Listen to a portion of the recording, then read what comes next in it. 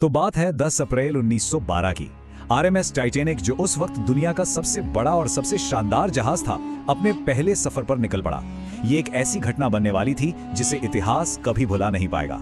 चलिए इस पूरी कहानी की तह तक चलते हैं और उस एक सवाल का जवाब ढूंढते हैं जिसने, आप जानते ही हैं, एक सदी से भी ज्यादा से दुनिया को हैरान कर रखा है कि आखिर एक ऐसा जहाज जिसे अनसिंकेबल यानी कभी न डूबने वाला माना जाता था, वो अपनी पहली ही यात्रा में बर्फीले अटलांटिक महासागर में समा कैसे गया। और देखिए, ये सिर्फ लोगों की कही सुनी बातें नहीं थी, ये एक ऑफिशियल बयान था। जहाज बनाने वाली कंपनी व्हाइट स्टार लाइन, उसके वाइस प्रेसिडेंट ने पूरे आत्मविश्वास के साथ ये दावा किया था। और यही आत्मविश्वास, यही अहंकार इस पूरी कहानी का एक बहुत ही जरूरी हिस्सा बन गया। तो समझते हैं कि आखिर ये जहाज था क्या। देखिए, टाइटैनिक सिर्फ एक जहाज नहीं था, वो उस दौर की इंजीनियरिंग, उस दौर की लग्जरी का एक चलता फिरता प्रतीक था। इसे अजेय माना जाता था, मतलब इंसानी महत्वाकांक्षा का एक तैरता हुआ स्मारक। और इस महत्वाकांक्षा की कीमत, उस जमाने में इसे बनाने में लगे थे $7.5 मिलियन। अगर आज के हिसाब से देखें तो ये करीब $400 मिलियन के बराबर है। मतलब इस आंकड़े से ही अंदाजा लग जाता है कि इसके पीछे कितना बड़ा निवेश और कितनी बड़ी सोच थी। अंदर से जहाज कमाल था, सच में किसी भी 5 स्टार होटल को टक्कर दे सकता था। सोच कर देखिए, रंगीन कांच के शीशे, नक्काशी वाले लकड़ी के पैनल, गर्म पानी का स्विमिंग पूल। हाँ, जहाज में स्विमिंग पूल उस जमाने में टर्किश बात था।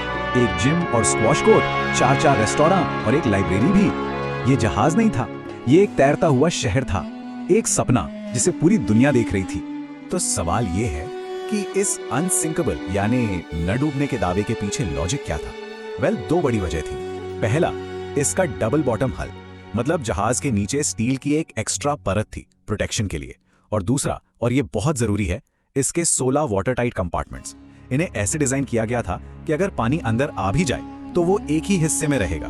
प्लान ये था कि अगर 4 कंपार्टमेंट्स में भी पानी भर जाए ना, तब भी जहाज आराम से तैरता रहेगा। यही वो टेक्नोलॉजी थी जिस पे सबको इतना भरोसा था। तो चलिए अब आते हैं उस सफर पर जो इतनी शान से शुरू हुआ था। जहाज पूरी स्पीड से आगे बढ़ रहा था, लेकिन अटलांटिक के उस ठंडे काले पानी में एक ऐसा खतरा इंतजार कर रहा था जिसके बारे में किसी को अंदाजा नहीं था। सफर शुरू होने के सिर्फ 2 दिन बाद, यानी 12 अप्रैल को, बर्फ की पहली चेतावनी मिली। जहाज ने अपना रास्ता थोड़ा बदला, लेकिन स्पीड वही रही। फिर आया 14 अप्रैल का दिन, एक के बाद एक 7 और चेतावनियां मिली, लेकिन कैप्टन स्मिथ और उनके क्रू ने इन सबको, आप जानते हैं, हल्के में ले लिया। और जहाज उस अंधेरी रात में अपनी पूरी 40 किलोमीटर प्रति घंटे की रफ्तार से आगे बढ़ता चला गया। और फिर आई वो रात, 14 अप्रैल की ठंडी काली रात। ये वो रात थी जब इंसान के गुरूर की टक्कर कुदरत की ताकत से होने वाली थी। रात के 11:39 जहाज के सबसे ऊंचे हिस्से पर, जिसे क्रो नेस्ट कहते हैं, एक पहरेदार था, फेडरिक फ्लीट। अचानक उसने अपने ठीक सामने एक विशाल हिमखंड देखा। उसने फौरन 3 बार घंटी बजाई और ब्रिज पर फोन मिलाकर चिल्लाया, हिमखंड ठीक सामने। लेकिन तब तक बहुत देर हो चुकी थी। चेतावनी और टक्कर के बीच सिर्फ 1 मिनट का वक्त था। जहाज ने आखिरी पल में बाईं तरफ मुड़ने की पूरी कोशिश की, लेकिन वो बड़ा सा हिमखंड जहाज के दाहिने हिस्से से रगड़ता हुआ निकल गया। तो अब यहाँ पर सबसे बड़ा सवाल उठता है, जहाज को तो इस तरह डिजाइन किया गया था कि वो ऐसी टक्कर झेल सके। वो 4 कंपार्टमेंट में पानी भरने के बाद भी तैर सकता था। तो फिर गड़बड़ कहाँ हुई? ओके, तो हुआ ये, टक्कर जहाज के नीचे यानी डबल बॉटम हल पर नहीं हुई, वो तो बेकार हो गया। टक्कर साइड से हुई। हिमखंड ने जहाज की सिंगल लेयर बॉडी में छेद कर दिए और इससे क्या हुआ, 16 में से 6 वाटर टाइट कंपार्टमेंट में पानी तेजी से भरने लगा। डिजाइन कितने के लिए था? 4। पानी कितने में भर रहा था? 6। बस यही जहाज का डूबना तय कर गया। जैसे ही क्रू को और लोगों को यह एहसास हुआ कि ना डूबने वाला जहाज डूब रहा है, वो जो शुरुआती शांति थी वो धीरे धीरे अफरा तफरी में बदल गई। रेडियो पर मदद के लिए संदेश भेजे जाने लगे और लोगों को बचाने की एक हताश कोशिश शुरू हो गई। और ये स्लाइड, ये इस पूरी त्रासदी की सबसे भयानक सच्चाइयों में से एक को दिखाती है। जहाज पर लोग थे करीब 2200 और लाइफ बोट्स में जगह सिर्फ 1200 लोगों के लिए, आधे से बस थोड़े ज्यादा। ऐसा क्यों? क्योंकि बनाने वालों को इतना ज्यादा आत्मविश्वास था कि जहाज डूब ही नहीं सकता कि उन्होंने पूरी क्षमता की लाइफ बोट्स रखना जरूरी ही नहीं समझा। वक्त बहुत तेजी से हाथ से निकल रहा था। रात 12:20 पर पास के एक जहाज कारपेथिया ने मदद का सिग्नल सुन लिया, पर वो 3 घंटे से भी ज्यादा दूर था। यहाँ टाइटैनिक पर शुरू में लोगों को विश्वास ही नहीं हुआ कि कुछ गड़बड़ है।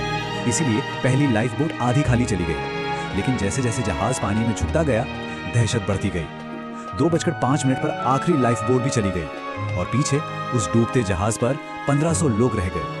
और ठीक 2:20 पर टाइटैनिक 2 टुकड़ों में टूटा और उस ठंडे समंदर में हमेशा के लिए खो गया। तो देखिए, टाइटैनिक का डूबना सिर्फ एक हिमखंड से टकराने का नतीजा नहीं था, ये एक हादसे से कहीं बढ़कर था।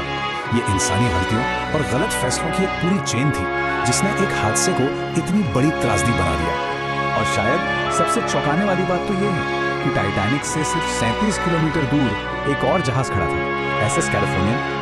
वहां के क्रू ने टाइटैनिक से दागे गए रॉकेट देखे भी थे, लेकिन उनके कैप्टन को लगा कि ये शायद कोई पार्टी हो रही है और उसने उन्हें आतिशबाजी समझकर नजरअंदाज कर दिया।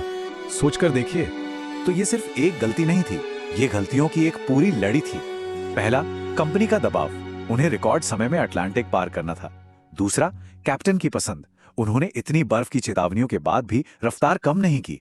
तीसरा, स्टीयरमैन की गलती, घबराहट में उसने शुरू में जहाज को हिमखंड की तरफ ही मोड़ दिया। और इन सब के ऊपर उसी दिन एक सुरक्षा ड्रिल होनी थी जो कैप्टन ने रद्द कर दी थी।